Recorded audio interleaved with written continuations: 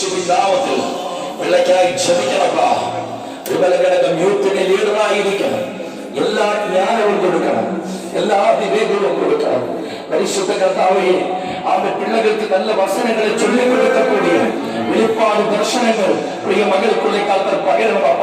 എന്നെ നോക്കത്തോടെ നീ അണയിപ്പോ അന്ത നോട്ടത്തെ നിറവേറ്റുമ്പടി എല്ലാ കൃപകളും ആമേന കൊടുങ്ങപ്പ. അരുമயான മകനുക്കായി നാங்கள் சேர்ந்து ஜெபிக்கிறோமப்பா.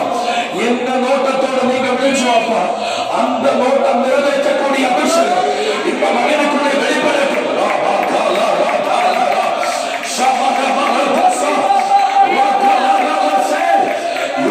ലീഡർഷിപ്പ് വഹിക്കുന്നവർക്ക് ഏറ്റ കർമ്മങ്ങൾ ഇന്ന് മകനെ റിലീസ്